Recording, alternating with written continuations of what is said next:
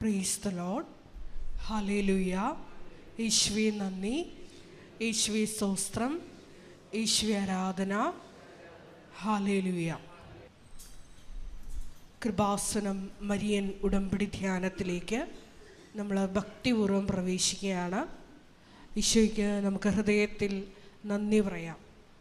ദൈവപിതാവിനാൽ ആകർഷിക്കപ്പെട്ടിട്ട് പരിശുദ്ധമ്മ ജീവനോടെ പ്രത്യക്ഷയായ ഈ അൾത്താരയിൽ ഈ സമയം നമ്മളെ ഒരുമിച്ച് കൂട്ടിയ ദൈവപിതാവിൻ്റെ സ്നേഹത്തിന് നമുക്ക് ഹൃദയത്തിൽ നന്ദി പറയാം. 2004 ഡിസംബർ 7 ഉച്ചകഴിഞ്ഞ് 2:30 ഇതുപോലുള്ള ഒരു ആരാധന മധ്യയാണ് സമയ ഘടികാരം നെഞ്ചിൽ ചാർത്തി പരിശുദ്ധ ദൈവമാതാവ് ഈ അൾത്താരയിൽ പ്രത്യക്ഷയായിക്കൊണ്ട് ദുരന്തം ഉണ്ടാകുവാൻ പോകുന്നു, പ്രാർത്ഥിക്കണമെന്ന വലിയ ദൈവിക സന്ദേശം കൈമാറിയത്. ജീവിതത്തിൻ്റെ വലിയ വലിയ ദുരന്തമുഖങ്ങളിലായിരുന്നു കൊണ്ടാണ് നമ്മളും പരിശുദ്ധമ്മ ജീവനോടെ പ്രത്യക്ഷപ്പെട്ട ഈ അൾത്താരയിൽ വന്ന് പരിശുദ്ധ അമ്മയുടെ മധ്യസ്ഥതയിൽ ഉടമ്പടി എടുത്തുകൊണ്ട് ഈ ദുരന്ത മുഖങ്ങളെ അതിജീവിക്കുവാൻ, ദൈവകരുണ സ്വന്തമാക്കുവാൻ നോക്കി പാർക്കുന്നത്. ഈ ധ്യാനം നയിക്കുവാൻ പോകുന്ന കൃപാസനത്തിൻ്റെ സ്ഥാപക ഡയറക്ടറായ ബഹുമാനപ്പെട്ട VP ജോസഫ് അച്ഛനെ ഈ സമയം ദൈവപിതാവിൻ്റെ കരങ്ങളിൽ, പരിശുദ്ധ ദൈവമാതാവിൻ്റെ കരങ്ങളിൽ ഈ സമയം നമുക്ക് കൊടുത്ത് പ്രാർത്ഥിക്കാം. ഈശോയെ, ഈ ആരാധനയിലുടനീളം നീ തന്നെ അച്ഛനിലൂടെ ഞങ്ങളോട് സംസാരിക്കണമേ എന്ന് നമുക്ക് ഹൃദയത്തിൽ പ്രാർത്ഥിക്കാം. മരിയൻ ഉടമ്പടി നിബന്ധനകൾ പാലിക്കുന്നതിൽ വന്നിട്ടുള്ള പാകപ്പിഴകൾ പരിഹരിക്കുവാൻ ഈശോയെ ഈ ആരാധനയിലൂടെ ഞങ്ങൾക്ക് അധിക കൃപ നൽകണമേ എന്ന് ഒരു നിമിഷം പ്രാർത്ഥിക്കാം. ഈശോയെ, ഞങ്ങളുടെ ജീവിതത്തിൽ കൃപ വന്നു തടയുവാൻ തടസ്സമായി നിൽക്കുന്ന എല്ലാ ജീവിത മേഖലകളെയും, ഞങ്ങളുടെ ജീവിത നിലപാടുകളെയും ഈശോയെ ഈ ആരാധനയിലൂടെ ഞങ്ങൾക്ക് വെളിപ്പെടുത്തി തരണമേ എന്ന് പ്രത്യേകമായിട്ട് പ്രാർത്ഥിക്കാം. അങ്ങനെ പ്രത്യേകമായിട്ട് ദൈവകൃപ നിറഞ്ഞവരായി ഈശോയെ എത്രയും വേഗം ഈ സാക്ഷ്യപീഠത്തിൽ ഞങ്ങളെയും ഞങ്ങളുടെ കുടുംബത്തെയും ഉയർത്തണമേ എന്ന് നമുക്ക് ഹൃദയത്തിൽ പ്രാർത്ഥിക്കാം. 2015 മുതൽ കൃപാസനത്തിൽ വന്ന് തീർത്ഥാടക ഉടമ്പടി എടുത്തു പോയിട്ടുള്ള ഓരോ മക്കളെയും, അവരുടെ കുടുംബങ്ങളെയും, സ്ഥാപനങ്ങളെയും, അവരായിരിക്കുന്ന ഇടങ്ങളെയും, പ്രത്യേകമായിട്ട് അവരിപ്പോൾ കടന്നുപോയിക്കൊണ്ടിരിക്കുന്ന എല്ലാ ദുരന്തമുഖങ്ങളെയും പ്രത്യേകമായിട്ട് ഈ അൾത്താരയിൽ സമർപ്പിച്ച് പ്രാർത്ഥിക്കാം. മരിയൻ ഉടമ്പടി എടുത്തിട്ടും വിശ്വസ്താപൂർവം അത് പാലിക്കാൻ കഴിയാതെ വിഷമിക്കുന്ന മക്കളെയും ഈശോ എത്രയും വേഗം അവർ നിൻ്റെ ദൈവസ്നേഹം തിരിച്ചറിഞ്ഞ് ഈ ഉടമ്പടി നിബന്ധനകൾ പാലിക്കാനുള്ള വലിയ കൃപ ആ മക്കൾക്ക് കൊടുക്കണമേ എന്നും നമുക്കൊരു നിമിഷം പ്രാർത്ഥിക്കാം. 2020 മുതൽ ഓൺലൈനായി വിവിധ ഭൂഖണ്ഡങ്ങളിലായിരുന്നു കൊണ്ട് മരിയൻ ഉടമ്പടി എടുത്ത് പ്രാർത്ഥിക്കുന്ന ഓരോ മക്കളെയും പ്രത്യേകമായിട്ട് ഈ അൾത്താരയിൽ സമർപ്പിച്ച് പ്രാർത്ഥിക്കാം. അവരുടെ ജീവിത വിഷയങ്ങളെ ഈശോയെ ഏറ്റെടുക്കണമേ എന്ന് ഒരു നിമിഷം പ്രാർത്ഥിക്കാം. ഒപ്പം തന്നെ കൃപാസനത്തിൻ്റെ എല്ലാ ഓൺലൈൻ ശുശ്രൂഷകളിലൂടെയും നിയോഗങ്ങൾ സമർപ്പിക്കുന്ന മക്കളെയും, ഒപ്പം തന്നെ ഈ ഉടമ്പടി ആരാധന വിവിധങ്ങളായ സമയങ്ങളിൽ വിവിധങ്ങളായ സോഷ്യൽ മീഡിയ പ്ലാറ്റ്ഫോമുകളിലൂടെ പങ്കെടുത്ത് പ്രാർത്ഥിക്കുവാൻ പോകുന്ന മുഴുവൻ ദൈവമക്കളെയും ഈ അൾത്താരയിൽ സമർപ്പിച്ചുകൊണ്ട് പരിശുദ്ധ ദൈവമാതാവിൻ്റെ കരങ്ങളിൽ ഏൽപ്പിച്ചുകൊണ്ട് ദിവ്യകാരുണ്യനാഥനെ വരവേറ്റുകൊണ്ട് നമുക്ക് ഇരുകരങ്ങളെയും ഉയർത്തി ഒരു നിമിഷം ശക്തമായി സ്തുതിക്കാം. Hallelujah, hallelujah, hallelujah. മഹത്വം, മഹത്വം, ആരാധന, ആരാധന. നിന്റെ ശക്തി ഈ സമയം ഈ ആലയത്തിൽ പ്രകടമാക്കണമേ എന്ന് പ്രാർത്ഥിക്കുന്നു. ദൈവമാതാവിനൊപ്പം പ്രാർത്ഥിച്ച അപ്പോസ്തല സമൂഹത്തിലേക്ക് സെഹിയോൻ മാളികയിൽ ആത്മാവിന്റെ ശക്തി അയച്ചതുപോലെ ഞങ്ങളുടെ സമൂഹത്തിലേക്കും ഇപ്പോൾ ഈശോയെ ആത്മാവിന്റെ ശക്തി അയക്കണമേ എന്ന് പ്രാർത്ഥിക്കുന്നു. പുത്തൻ പെന്തക്കോസ്ത് അനുഭവം ഈ ആരാധനയിലൂടെ ഞങ്ങൾക്ക് ഓരോരുത്തർക്കും നൽകണമേ എന്ന് പ്രാർത്ഥിക്കുന്നു. ലോകത്തിന്റെ അതിർത്തികൾ വരെ നിന്റെ സാക്ഷികളാക്കി ഞങ്ങളെ ഉയർത്തണമേ എന്ന് പ്രാർത്ഥിക്കുന്നു. പ്രാർത്ഥിക്കുന്നു. ഹല്ലേലൂയ, ഹല്ലേലൂയ, മഹത്വം, മഹത്വം.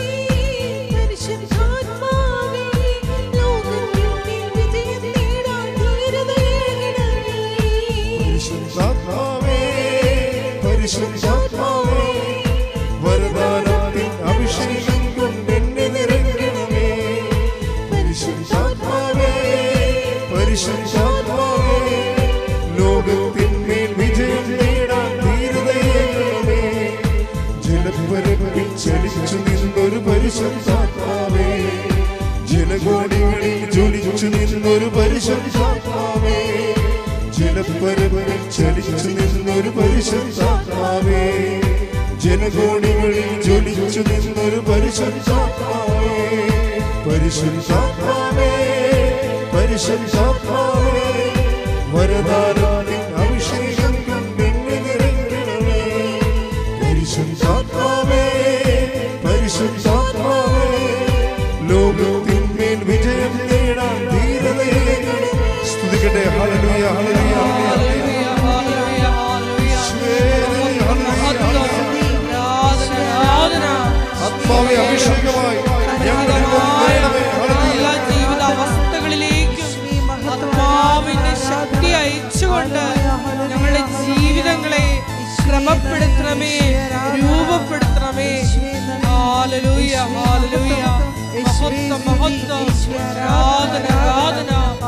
പിതാവേ നന്ദി, പിതാവേ മഹത്വം, പിതാവേ ആരാധന. ഹല്ലേലൂയ. ഏലിയായി കത്തിജ്വലിച്ചൊരു പരിശുദ്ധാത്മാവേ, ഏലീശായിൽ ഇരട്ടിയേകിയ പരിശുദ്ധാത്മാവേ,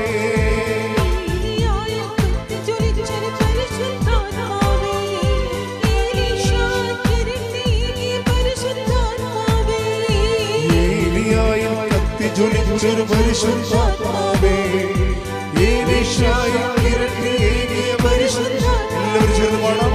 ഏലിയായിൽ കത്തിജ്വലിച്ചൊരു പരിശുദ്ധാത്മാവേ, ഏലീശായിൽ ഇരട്ടിയേകിയ പരിശുദ്ധാത്മാവേ, ദാനിയേലിന് ശക്തി പകർന്നൊരു പരിശുദ്ധാത്മാവേ, ദാനിയേലിന് ശക്തി പകർന്ന പരിശുദ്ധാത്മാവേ, എന്റെ ഉള്ളിൽ കവിയും പരിശുദ്ധാത്മാവേ, പരിശുദ്ധാത്മാവേ, ഉയർത്തിയടിച്ച് പരിശുദ്ധാത്മാവേ, പരിശുദ്ധാത്മാവേ, വരദാനത്തിൻ അഭിഷേകം കൊണ്ടെന്നെ നിറയ്ക്കണമേ. പരിശുദ്ധാത്മാവേ, പരിശുദ്ധാത്മാവേ, ലോകത്തിന്മേൽ വിജയം നേടാൻ ധീരതയെ. പരിശുദ്ധ അമ്മയ്ക്കും ദൈവകുമാരനും 1000 നന്ദി. എൻ്റെ പേര് ത്രേസ്യാമ്മ. ഞാൻ കോട്ടപ്പുറം രൂപത ക്രിസ്തുരാജ ദേവാലയ അംഗമാണ്. ഞാൻ ഇവിടെ വന്ന് ഉടമ്പടി എടുത്തത് 2022 ഏപ്രിൽ 5-ാം തീയതിയാണ്. ഇവിടെ വരാനുണ്ടായ കാരണം എൻ്റെ മകളും മരുമകനും വിദേശത്തായിരുന്നു. അവരുടെ കുട്ടികളെ എൻ്റെ അടുത്താക്കിയിട്ടാണ് അവർ പോയിരുന്നത്. 2021 മാർച്ച് 24-ാം തീയതി എൻ്റെ മോള് മുറ്റത്ത് കളിച്ചുകൊണ്ടിരിക്കുന്ന പാമ്പ് കടിയേറ്റ് മരിച്ചു. അതറിഞ്ഞിട്ടാണ് എൻ്റെ മോള് ഇറ്റലിയിൽ നിന്ന് വരണത്. ഞങ്ങളാകെ മരണത്തിൻ്റെ വക്കീലേക്ക് 1 വർഷക്കാലം ഡിപ്രഷൻ മോഡലിൽ ഇങ്ങനെ നടന്നു. അതിന് ശേഷം യൂട്യൂബിൽ കൂടി കേട്ടിട്ടാണ് ഞങ്ങളിവിടെ വന്ന് ഉടമ്പടി എടുത്ത് ഞാനാണ് ഉടമ്പടി എടുക്കാൻ വന്നത്. അപ്പോൾ അവളും കെട്ടിച്ചാൻ അവളും ഉടമ്പടി എടുക്കണമെന്ന് പറഞ്ഞ് ഞാൻ അവളും ഉടമ്പടി എടുത്ത് 5-6 മാസം കഴിഞ്ഞപ്പോഴേക്കും അവൾക്ക് ഹസ്ബൻഡിൻ്റെ അടുത്തേക്ക് പോകാനുള്ള, അവൾക്ക് മൂത്ത കൊച്ചിന് പോകാനുള്ള വിസ ശരിയായി. അവളും മൂത്ത കൊച്ചും അവൻ്റെ അടുത്തേക്ക് പോയി. ഇനി അവിടെ ചെന്ന് കഴിഞ്ഞ് അവനുള്ള കാര്യങ്ങൾ അവൾ പറയും. എൻ്റെ പേര് ലയ, ഹസ്ബൻഡിൻ്റെ പേര് ബിനോയ്. എൻ്റെ ഇടവക തൃശ്ശൂർ ജില്ലയിലെ കുണ്ടൂർ ആലമറ്റം മേരി ഇമാക്കുലേറ്റ് ചർച്ചാണ്. എൻ്റെ അമ്മച്ചി പറഞ്ഞ പോലെ ഞങ്ങളുടെ മകളാണ് 2021 മാർച്ച് 24 പാമ്പ് കടിയേറ്റ് മരിച്ച്. അതറിഞ്ഞിട്ടാണ് ഞങ്ങൾ നാട്ടിലോട്ട് വന്നത്. അതിനുശേഷം ഒരു കുട്ടിക്ക് ഒരുപാട് ആഗ്രഹിച്ചെങ്കിലും നടന്നില്ല. അത് കഴിഞ്ഞ് ഹസ്ബൻഡ് തിരിച്ചു പോയി. പിന്നെ ഞങ്ങളുടെ വിസ, എൻ്റെയും എൻ്റെ മൂത്ത മകൻ്റെയും വിസ ശരിയായി. ഞങ്ങൾ പോകുന്നതിന് മുമ്പ് എനിക്കൊരു HSCയുടെ ഒരു എക്സാം ഉണ്ടായിരുന്നു, PSC. അപ്പോൾ PSC എക്സാം എഴുതുമ്പോൾ അച്ഛനെ കാണാനൊരു അവസരം കിട്ടും എന്ന് പറഞ്ഞതുകൊണ്ട് ഇവിടെ വന്നു. PSCയുടെ എക്സാമിൻ്റെ പേപ്പർ കാണിച്ചു.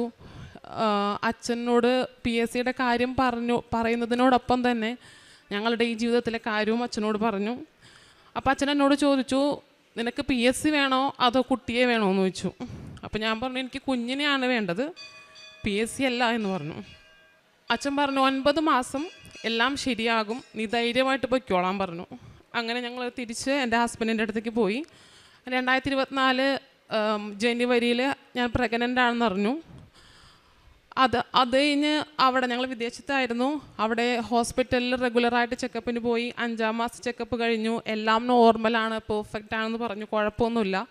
അത് കഴിഞ്ഞ് 6-ാം മാസത്തെ ചെക്കപ്പിന് ചെന്നപ്പോൾ നോർമലായിട്ടുള്ള ചെക്കപ്പിനാണ് ചെന്നേ. അപ്പോൾ എന്നോട് പറഞ്ഞു, ചെറിയൊരു പ്രോബ്ലം കാണുന്നുണ്ട് സ്കാനിങ്ങിൽ, അപ്പോൾ വേറൊരു ഹോസ്പിറ്റലിലോട്ട് റെഫർ ചെയ്യാം, അവിടെ പോയിട്ട് എത്രയും പെട്ടെന്ന് ഒരു സ്കാൻ എടുത്തിട്ട് വരണം, എന്നാലും അടുത്തത് എന്ത് ചെയ്യണമെന്നൊക്കെ നോക്കാൻ പറ്റുള്ളൂ എന്ന് പറഞ്ഞു.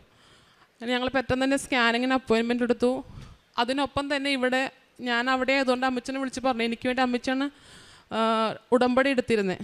അപ്പോൾ അമ്മച്ചിനോട് ഞാൻ പറഞ്ഞു, ഇങ്ങനെയാണ് ഡോക്ടേഴ്സ് പറയുന്നത്, അതുകൊണ്ട് അമ്മച്ചി എത്രയും പെട്ടെന്ന് കൃപാസനത്തിൽ പോയി കാര്യം പറയാൻ പറഞ്ഞു. അമ്മച്ചി അവിടെ സ്കാനിങ് റിപ്പോർട്ടൊക്കെ ഞാൻ അവിടെ നിന്ന് അയച്ചു കൊടുത്തു, മുമ്പത്തെ എല്ലാനും.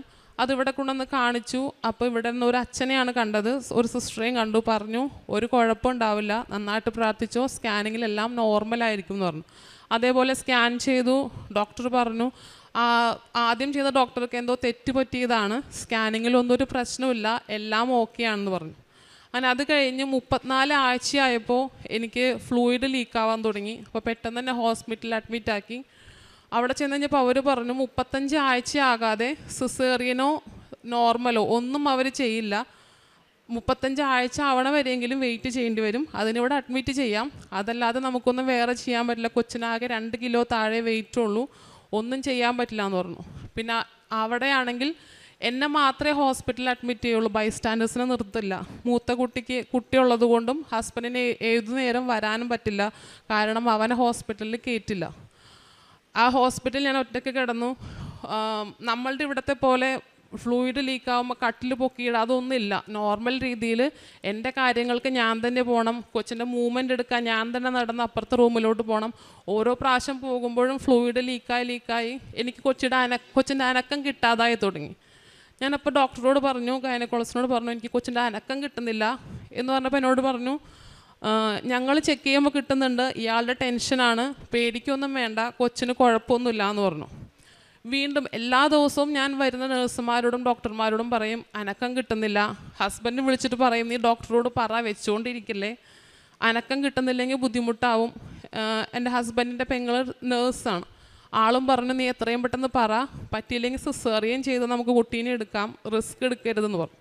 അപ്പോഴും അവിടുത്തെ ഡോക്ടേഴ്സ് പറയും, 35 ആഴ്ച ആവാതെ ഞങ്ങളൊന്നും ചെയ്യില്ല, ഞങ്ങൾ മോണിറ്റർ ചെയ്യും, ഹാർട്ട് ബീറ്റ് ഓക്കെ ആണോ എന്ന് നോക്കും, അത് മാത്രമേ ചെയ്യത്തുള്ളൂ, ഇയാൾ എന്ത് പറഞ്ഞിട്ടും കാര്യമില്ല എന്ന് പറഞ്ഞു.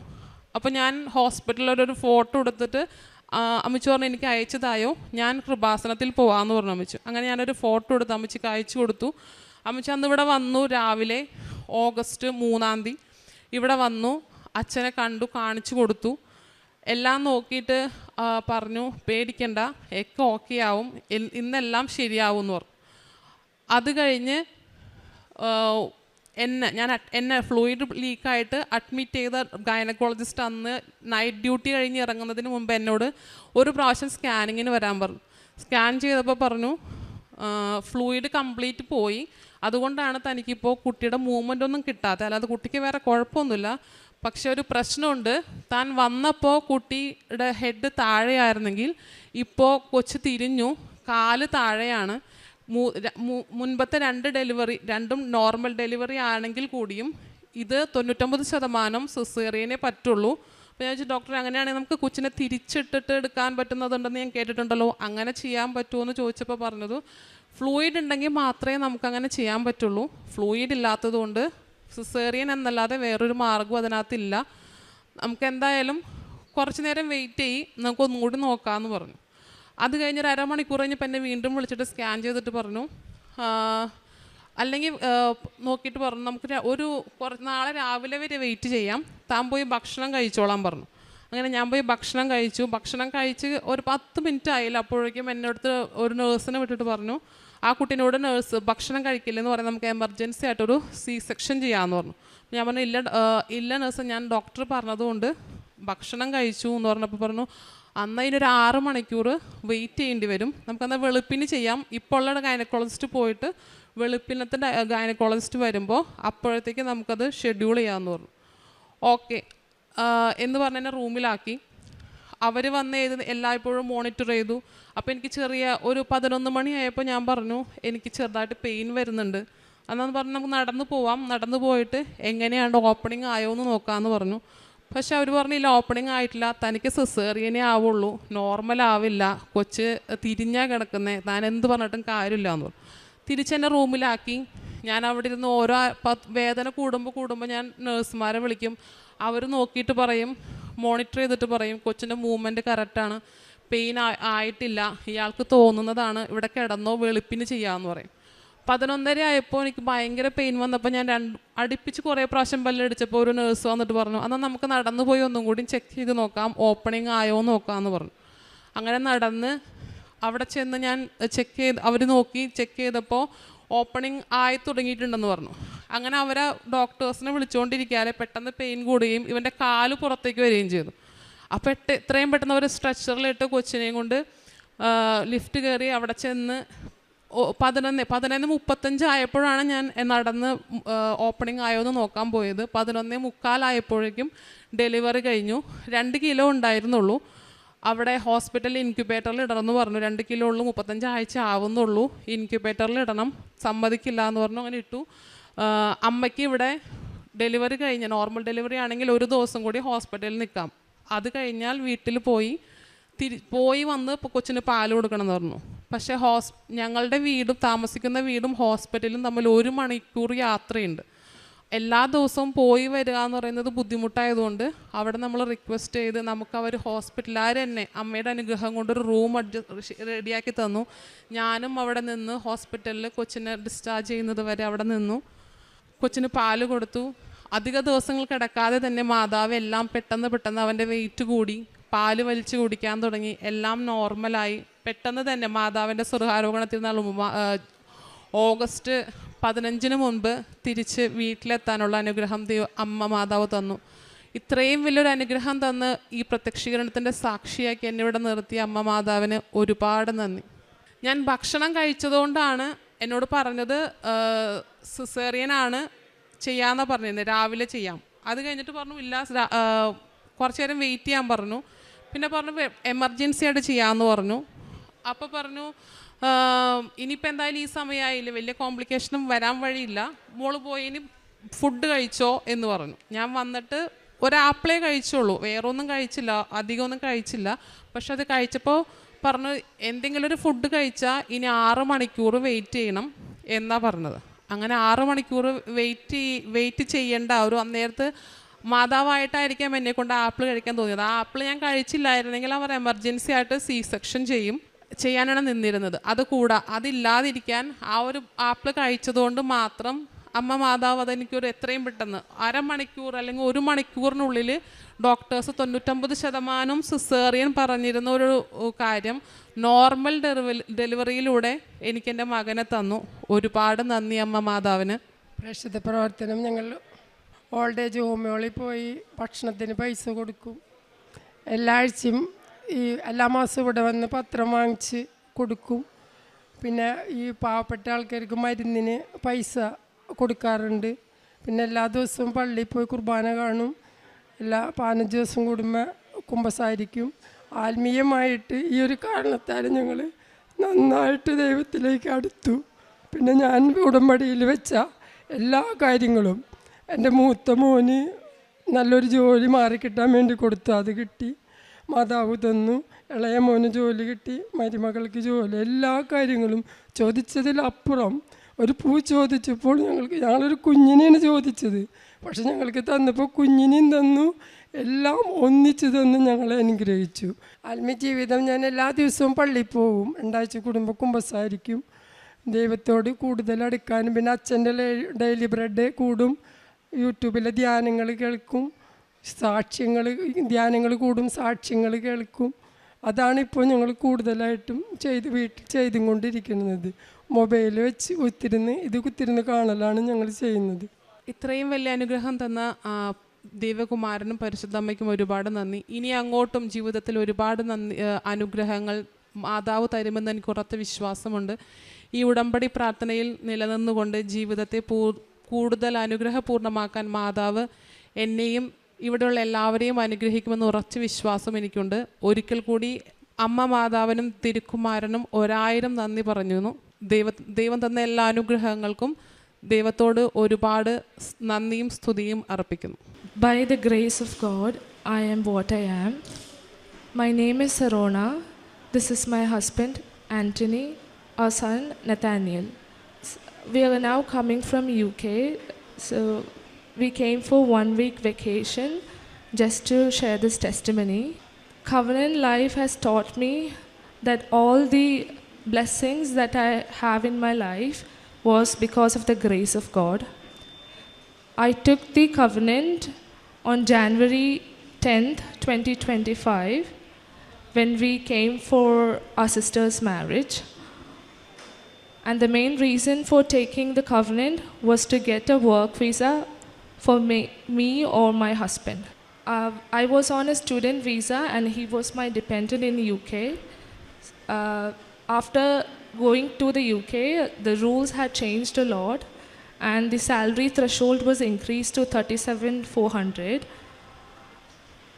At the time when the visa negotiations happened, my husband was told he won't be able to get the work visa because we are not meeting the salary threshold. And in July 2025, another rule came that increased the salary threshold again to 41K. And also, the rule also removed a lot of the skilled worker codes from the list. And my husband's role was an RFQ level 5 job, which did not allow dependents to have stay back in the UK. At that time, he started applying for other jobs, even though he received many offers with the new salary threshold. They were not ready to provide a work visa. And I renewed the covenant online on July 23rd after this new rule came in the UK. At that time, I came to know about the rosary procession that's going to happen in October, and I started preparing for that. And all this time, the negotiations were going on with his current company, and he was also attending other interviews as well. And on October 24th was the day he had a final meeting with his manager, and they told they can provide up to maybe 3 years, and more than that they will not be able to provide the work visa. And on October 25th, that's the date when the rosary procession that was happening here in Alleppey. And at the same time, it was very early in the UK, and I was reciting the whole rosary in the kneel down posture. And I attended the whole of the rosary online, and the coming on Monday, 27th of October, the HR came to him asking whether we should proceed with this visa or not, and his manager recommended him for 5-year visa. And it was a complete miracle for us, because we were told by the management to prepare mentally to go back to India. When he got the COS, that is the certificate of sponsorship, it had mistakes on his salary and his the passport expiry date. So usually, if there are any mistakes in the COS, the visa approval takes up to 3 months. And in his case, the visa was approved within 3 weeks. And when he took the COS to the solicitor, even the solicitor told us that this might get refused. There is like 100%, he said the visa will get refused because we have applied for 5 years. And even though he said that, we prayed, and he applied it by himself, and it got approved for 5 years. And in terms of our dependent visa, it was also like approved in 7 to 10 days. And my visa approval came on the date when I was getting relief from my company because I didn't have like visa. So my contract was ending on December 19th. On the 18th, it was my farewell. On the day of my farewell, me and my son got the dependent visa. So the covenant has actually helped us grow in faith. So I have not seen my husband praying alone before, and now I do see him. After the prayer, he will do his own prayers, and also he started going to church during the lunch break. Whenever he goes to his workplace, there is a Catholic church nearby, so he visits the church every day whenever he goes to work. So he's doing like hybrid. So whenever he goes to the office, he goes to church to attend the Holy Mass. We have also started going for Holy Mass in Saturdays as well, even though the church is a bit far away. And before this covenant, we have not done much of charity works, but after taking the covenant, every month a portion of a salary is set aside for the charity works. And in terms of another thing I want to talk about was my son. So when I took the covenant, I also mentioned that he was not speaking very well. So I had mentioned to like help him with his speech, especially he was not toilet trained at that time. He was 4-year-old. And because he couldn't say that I want to go to toilet, he was not toilet trained. But then by February, after taking the covenant, and when I reached back home in the UK, like within 1 week he was fully trained, and after that I've seen a lot of development in his speech. And well, he is like tagged as one of the chatty child by his teacher in the school now. The blessed articles, I had taken 3 sets of the covenant paper back to the UK.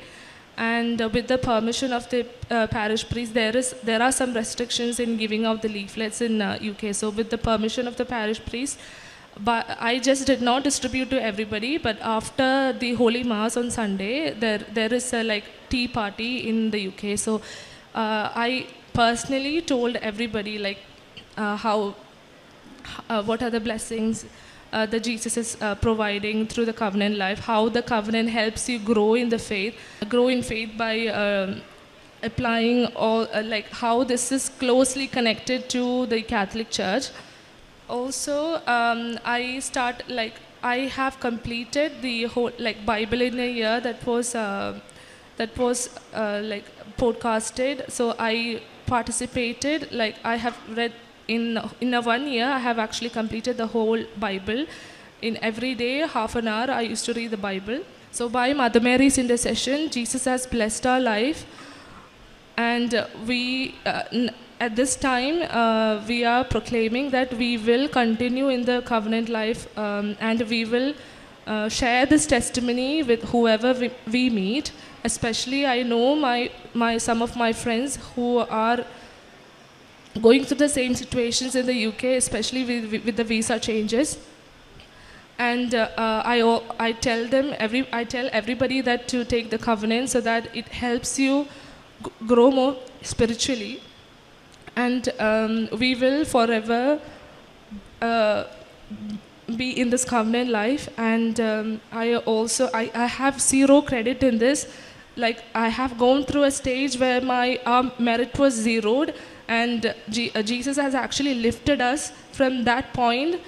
And it was all because of the covenant, and it was by the intercession of Mother Mary, the miracle that as Jesus performed in our lives. So we will forever be in this covenant life.